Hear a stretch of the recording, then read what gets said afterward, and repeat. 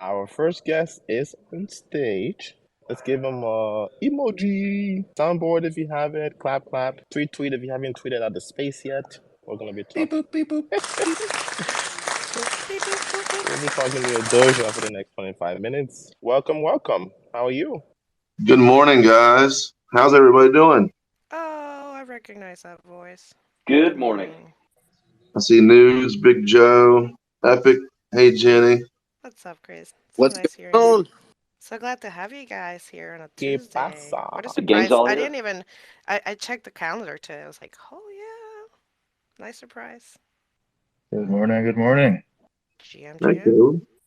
Gia, well, let's get into this thing. Who are you guys? Let's give us the short version of who you are and what you did before Cardano for people who may not know. We are a hugely ambitious project. You don't say. That's a bold way to start. I love it. Let's bring the energy. I'm Chris Hockaday. I'm on the Adosia account here. Kyle is basically the lead of the whole project. Caleb's one of our team members. He's down there. He's a designer, printer operator, community leader. Kyle, you kind of want to take over here and give a description on what we're doing? Yeah. Hey, everybody. Thanks for having us. The Adosia project it's a complex project, but the idea is to provide a new kind of economic opportunity or set a suite of economic opportunities around enabling creators and builders to kind of monetize their services.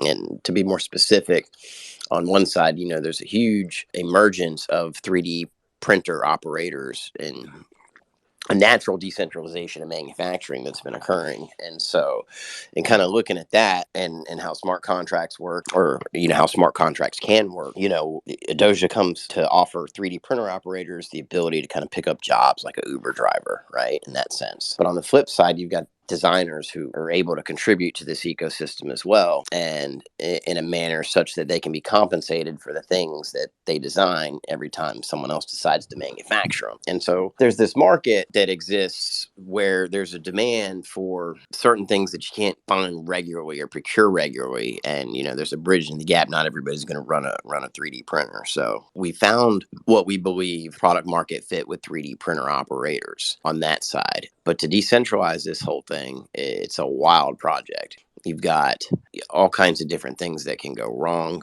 You need to have reputations, because the 3D printer operators are not only responsible for manufacturing, they've also got to fulfill the order. And on the other end, a user has paid for something and they should receive what they paid for. And so this concept of kind of bringing all these ecosystems together, it's complex. I think we've got 15, 16 smart contracts kind of all working together. At least that's the end phase for the production release MVP.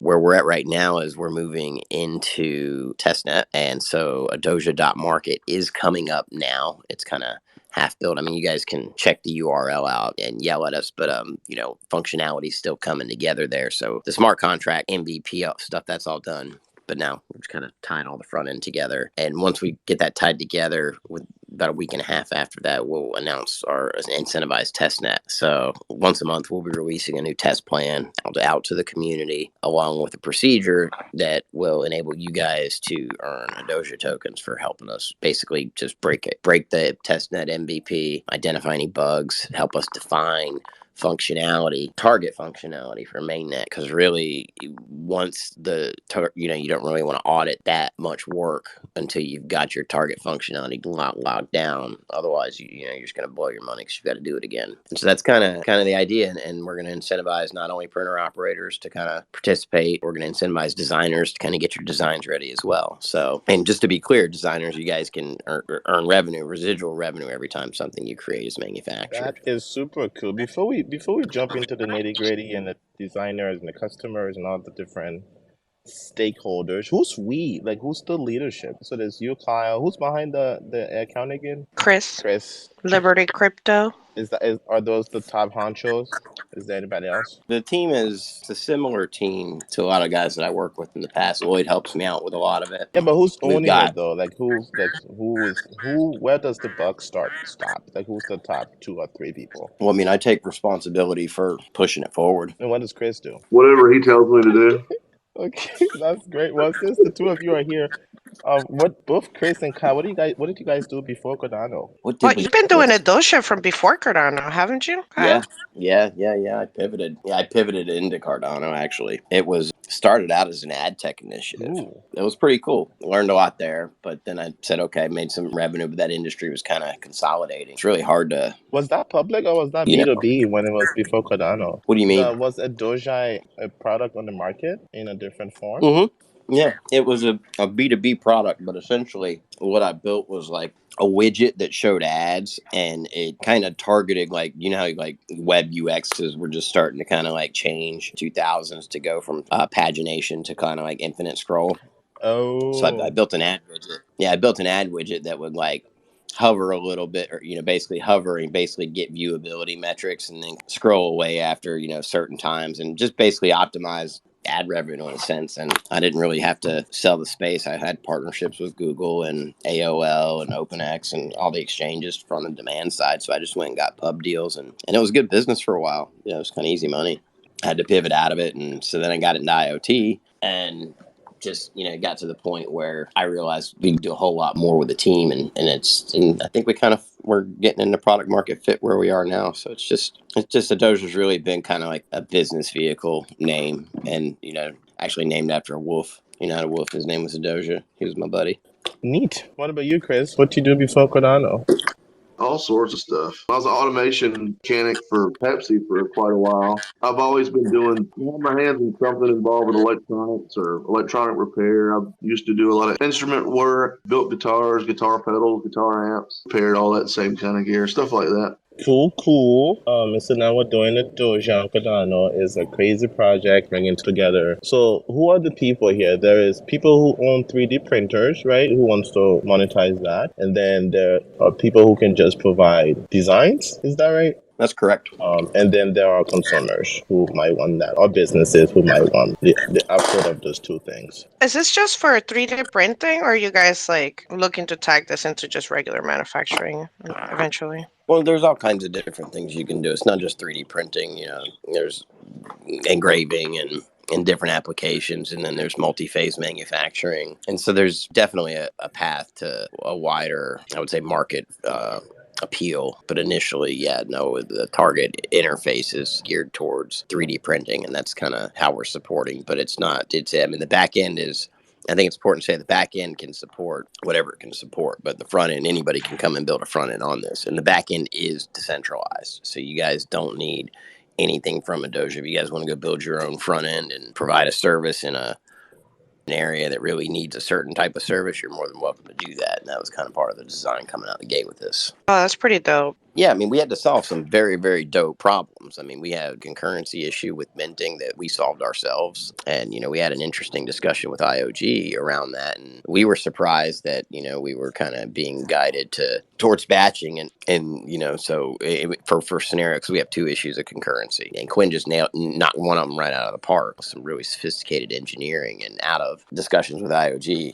Andrew, his wheels are turning about how to really potentially even solve this at protocol level and things like that. So it's interesting discussions have come from the problems we're trying to solve there. It's a pretty cool project, and it's been a little frustrating too coming along because being dependent on CSL and it not always being where it needs to be as we need to run. But those are challenges. What's up, Blackjack? Hey guys.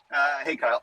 So I have some questions surrounding it. There was a recent report that was out surrounding 3D printing and that it's one of the top 5 emerging markets coming up here. So basically laying the groundwork for letting people know, hey, this might be a secondary source of income maybe, or even potentially a primary source of income for individuals, right? And you guys seem to be building to that effect so that you can facilitate these people and actually access their 3D printers and create a product, right? Is that a decent assessment? What we're trying to really do is just build a platform for creators to enable kind of what you're talking about, right? We want to be able to create a platform where there are a lot of designs that people want to manufacture. And if we can do that right, then there'll be a lot of work for 3D printer operators. And if there's a lot of work there, then yeah, it can be a revenue stream for those 3D printer operators. But yeah, that's the goal. We're looking to enable just peer-to-peer economic opportunity. So right. And so the problem I see is that,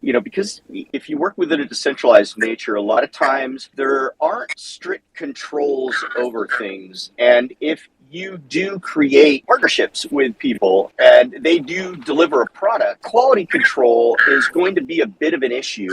And I'm curious as to how you guys plan on tackling that. Yeah, it's great. It's a great question. So, like, for example, if I were to do, okay, let's say like I'm trying to raise some revenue before, we're decentralized because we've got bills to pay and, we've got teams to pay and that kind of stuff. And I want to go and do like a sale for a client to raise revenue.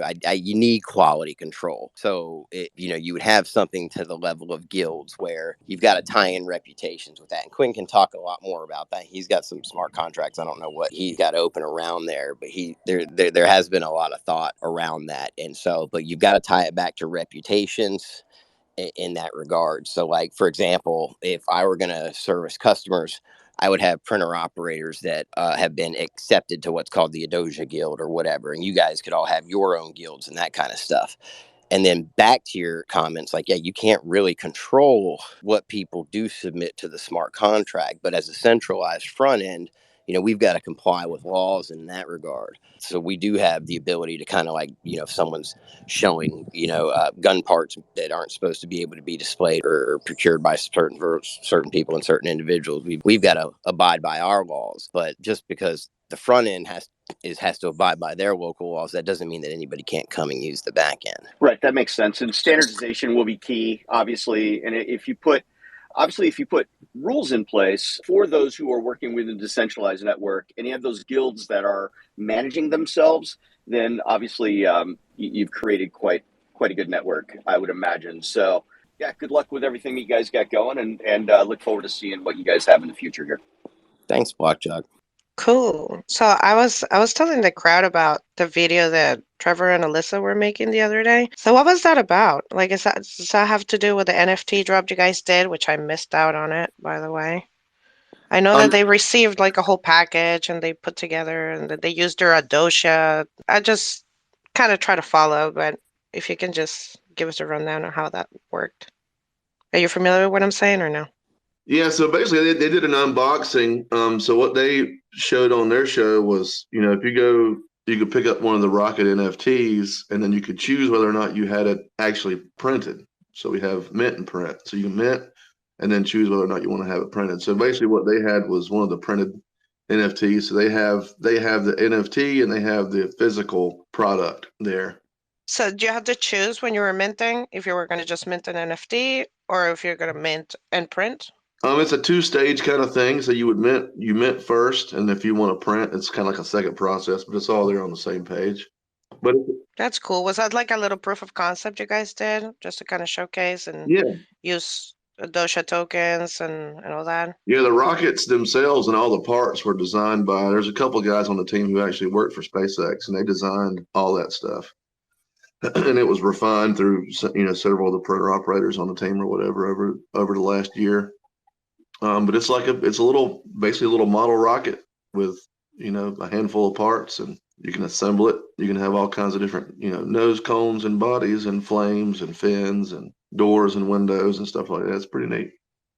It was pretty neat. I was saying that it looked like a jumbo with little parts and stuff. Super cool. So how can we participate in Adosia? I know that we can be the consumers, we could also be the manufacturers, or we could also be, what else is the other part? Oh, designers, right? Yep. So, And that's a pretty cool aspect too, because you don't necessarily have to have any equipment at all other than your skills with, your design software. But you could come in, and I'll use Randy as an example. I have a million times, but Randy Frog Dog, he's got some really cool things that he's designed over the last several years, because he's got a network of 3D printers right there at his own place. He manufactures these battery holders and tool holders.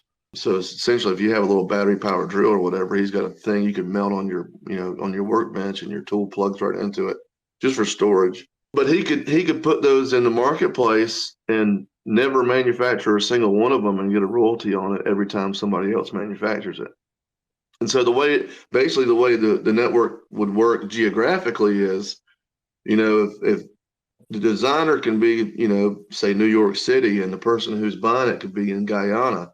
Well, if the person buying it's in Guyana, basically they would look on the network and say, okay, well, here's some printer operators in this, the consumer's general area, and they can it'll go to a pool, and then they would choose, basically bid on it, who's gonna manufacture this part for the consumer. So it would be, more closely local to the person buying it, and it would reduce the shipping time and expense there for the manufacturer. And so a lot of little facets like that to go into it. Cool. Let's see what Newt has to say. What's up, Newt? Hey, what's going on? Love Adosia, also noted as one of the earliest fungible tokens in the history of Cardano, minted on March 2nd, 2021. So it's been a great project to see come along. And I kind of wade into 3D printing stuff on Reddit, paying attention to cool things people do.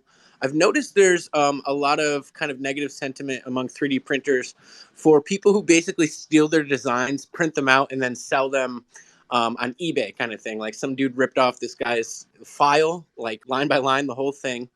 And so I'm curious to know what kind of like standards for licensing and copyright or Creative Commons you guys have been thinking about over the course of this project for people who maybe want to make it clear in the metadata about the specific uses of these things, or for maybe designers who say, like, if you buy this NFT, then you have the rights to that particular design and royalties, smart contracts, and stuff like that. I'm curious to know where you guys have been thinking in that regard. That was actually a topic of discussion very recently.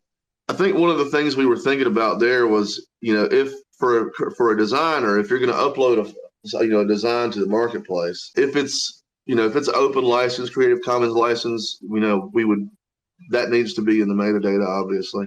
And if there's any like blatant abuse of that, it kind of goes back to the guilds and the quality control and the reputation systems and stuff like that. It's kind of like eBay, I guess, is one good example and one analogy we use quite a bit, trying to hone in on what makes the most sense. And, if there's a known actor in the system, there's even another part of this is too a possibility of even using collateral. So if somebody has put their money where their mouth is and they're doing nefarious activities, that could come back to haunt them. Kind of like veracity bonds, Charles was talking about recently with media and all that. Not a very dissimilar concept, I suppose. But yeah, a rating system, a reputation system, stuff like that to guard against poor quality and, I guess, hijacking other people's IP. I just realized it's 10:25. I can't believe it's been 25 minutes, and we have a second guest. I would like for you guys to come back and probably schedule to back, because you have so much that we can ask about. I mean, we didn't talk about the token and how does it work. So I want to make sure that you get to put the message out there that you want, any call to action. We have Big Joe and Blockjog also with their hands up, but I want to make sure that you give us a good call to action. What are you looking for right now? What do you want us, to know? Yeah, for sure. Thank you guys so much for having us come on. The ITN incentivized testnet phase will be starting very soon. LAT has been making some pretty exponential progress there with the MVP part of the marketplace. So that'll be going live soon. So maybe we can come back on right before or right after we go live with the ITN. Sounds great. What's up, Big Joe? Could I 3D print one of my body parts in case I need extra? Yes. You want some titanium? You can sell your body parts for other people to print and make money when they do. We got you, Joe. Adosia has you covered. What's up, Black Doc? Well, I'm trying to recover from laughing because I knew Joe was going to come up with something really good. I can't even be serious now. I honestly, I wish you guys to come back so we can talk about this further. Obviously, there's a lot of things. Nudes brought up something very good surrounding making sure. I like the idea. Wing Riders is using, when you do a proposal and you feel very good about it, then you actually put some skin in the game, and there's some collateral that needs to be provided, and then it's then given back to you at the end of the process. And this way it would prevent quite a bit of, so there's already precedent there surrounding that, and would keep people from doing that or copying that, because in a decentralized network, and you put that stuff out there, then it's out there. and anybody can then grab it line by line and copy it and then start trading it like they were doing on Amazon, so that's Yeah. going to be a toughie for sure. So something along those lines. It's not necessarily, slashing per se, but it's definitely something to, keep everybody in line for sure. But, Yeah. yeah. I think there needs to be collateral in the system to in a lot of degrees. I'm not sure where exactly Quinn landed on that exactly, but I do know. So we're kicking off separate meetings too, specific just to governance, because it's a weird situation. Like, who handles it when there's a dispute, right? When things don't go well, and so Right. that's got to be managed in a decentralized way, and we've got to figure that out. I think that I would be less likely to act like a butthead if I had a chance of losing some collateral. So I totally agree with you there. Exactly. I think the guilds would be the best way to go about that, because they're working with those individuals at a closer level. And then they would actually have a bank or whatever you want to call it that would qualify the guy, and then they would put up the collateral, especially if it's somebody new that doesn't have a lot of money going into it, but yet they're really good at what they do. So that would be probably a way to approach it potentially. I'm not sure. That's an interesting concept, like a guild approach, but governance at a guild level. Yeah, definitely. Well, thank you guys for coming. I miss talking to you. Stop by more often, even to chit chat. Thanks for coming. And nice seeing you, Chris. Even though I do see your face. You're in the crowd. That's great. Thank you, Jenny. Thank you, guys. Thank you, Darlington. Thank you, everybody. We appreciate it. Thank you.